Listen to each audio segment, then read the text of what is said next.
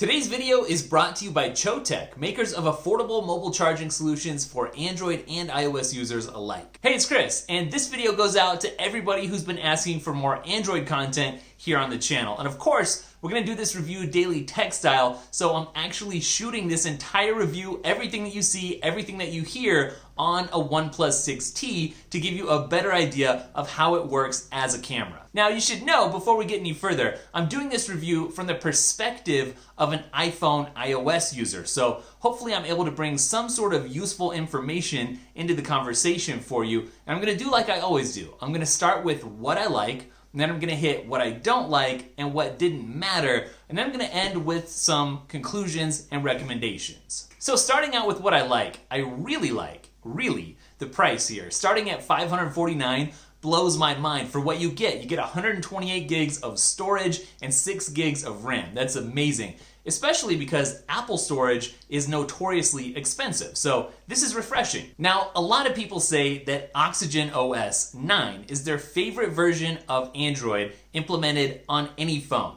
And while I personally can't say that I like it better than iOS, I can say that it is very fast, smooth, and responsive. Speaking of fast, the performance here is great, like really great. I was able to game and do all kinds of things with no performance issues whatsoever. Of course, Apple's A12 lineup does easily top the Snapdragon's performance. I particularly like the gesture-based navigation, which is not on by default. You have to enable it. And I'm saying this with a grin because it's very similar to what debuted on the iPhone X lineup, but still, this is much better than the default Android button navigation. By far, one of the best features is the fast charging, and OnePlus has been great about that for years. I love being able to juice up my phone this quickly. Although, come to think of it, I'm pretty sure that fast charging does wear out your battery just a little bit quicker, and maybe that doesn't really matter. So let's talk about design. The phone looks and feels nice, although it's pretty slippery without a case, so don't recommend going naked. Luckily, it comes with one, and OnePlus makes a great range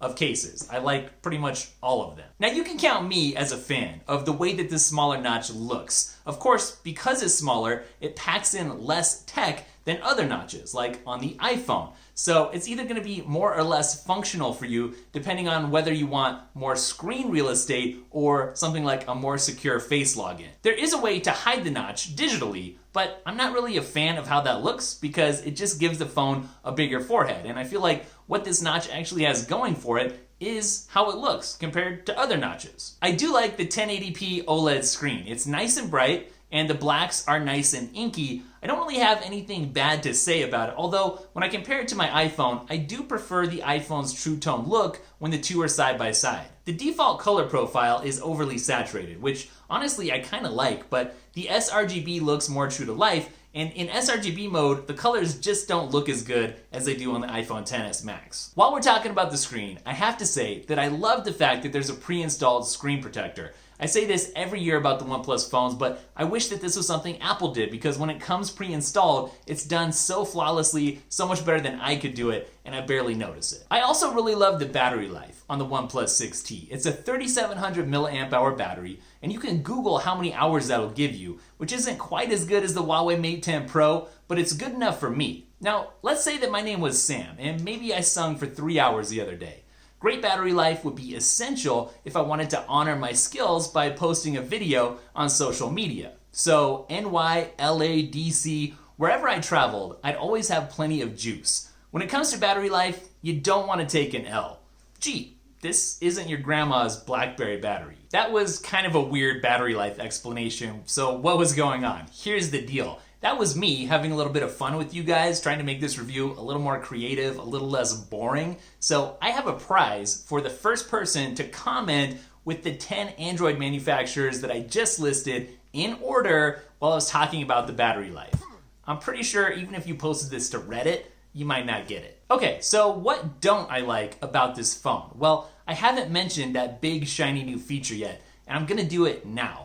I really like the idea of the fingerprint sensor being embedded under the glass. It sounds cool and it looks cool, it's just not all that dependable for me so far. Sometimes it works and sometimes it doesn't. And oftentimes, if you have the camera set up to unlock, that unlocks faster than the fingerprint. So while I can genuinely say that I like the idea and the animation and everything, I can't say that I like it better than Face ID because that is just more dependable. I think for me, the biggest letdown for this phone is just the camera because it's kind of just so-so.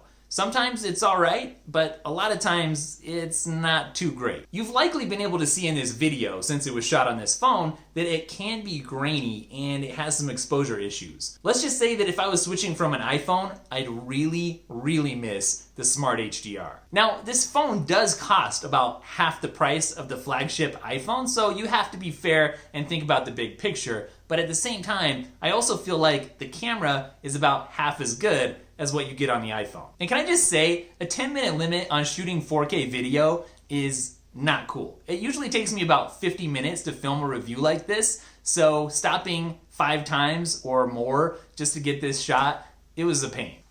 Start a timer for 9.5 minutes. 9 minutes and 30 seconds. Now, this phone also isn't fully waterproof, which I was gonna mention in the "it doesn't matter at all" section at the end of the video, except when I was at the coffee shop writing this very review and the phone was on the table, somebody spilled a cup of water and it got all over the phone, and suddenly I was thinking to myself, actually that feature might matter in just a few instances. So now let's get back to Android as it's implemented on this phone. And like I said earlier, the operating system itself is very smooth and fluid, but it's when I work with apps that I've either come to rely on in my workflow or that I was just trying for this review that things kind of fell apart just a little bit. And some random games that I tried just had some optimization issues, like text that was partially hanging off the side of the screen. Now, I'm not stupid, at least not about this, and I don't blame OnePlus for these issues. These are developer issues, but OnePlus does run Android, and that's why I'm mentioning it here since I'm coming from an iPhone perspective. Now, while I do really like the fast charging itself, it's very cool, I think I would prefer to have the wireless charging because when you get used to it and then you don't have it, it does feel like a little bit of a step down. And since I'm a Mac user too, I'm just gonna go ahead and mention that it's not quite as convenient, in fact, it's much less convenient to get photos and videos off of this and onto my computer. Now, personally, I'm a fan of wireless headphones and wireless earbuds. I just like the wireless life. But for people who just want headphones included in the box, I'm mentioning this for you. There's no headphones included in the box. One final thing that I didn't really like that I wanted to mention was the OnePlus's pretty unique reading mode, which kind of turns any app that you choose grayscale and then kind of adds a sepia tone to it. And I was prepared to list it in the stuff that I did like, but in reality, I didn't really like it because the apps that I'm really reading in would be like Twitter or Instapaper. And again, I think Instapaper just does a better job of being more readable. I don't want black and white pictures. There were a couple things that just didn't matter at all to me. Number one was the lack of a headphone jack. I don't care. Again, I like the wireless life, so it's just not a big deal. The other thing was there's no notification LED. And again, I don't really care. I know there used to be, so if you were used to it from a different OnePlus and then you came to this, I could see how you could miss it, but for me, it's something that I would have just turned off anyways, because I don't want to be flashed at. Whether you're an Android or an iPhone user, you should definitely check out CHOETECH, which makes some great mobile charging accessories. I've been checking out a couple of their products, some wireless chargers that they sent, and I'm impressed with the build quality as much as the affordable pricing. Whether you're looking for a charger, a cable, a hub, or protection for your phone, you should check out CHOETECH using the link down in the description. Okay, so it's time to wrap this up, and I have to say, I've always had a bit of a soft spot for OnePlus amongst Android phones. If the camera was just a little bit better on this phone, then this would easily be the #1 Android recommendation, I feel like, because of that cost savings. That's amazing. But because the camera is just not quite up to par, especially versus other Android flagship phones, it actually makes it a little bit hard for me to recommend unless you're actually trying to save money.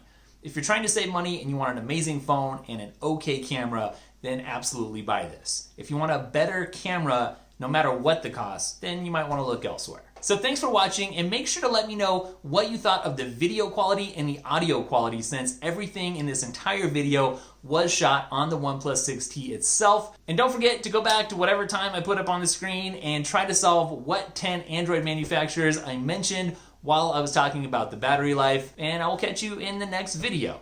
Later.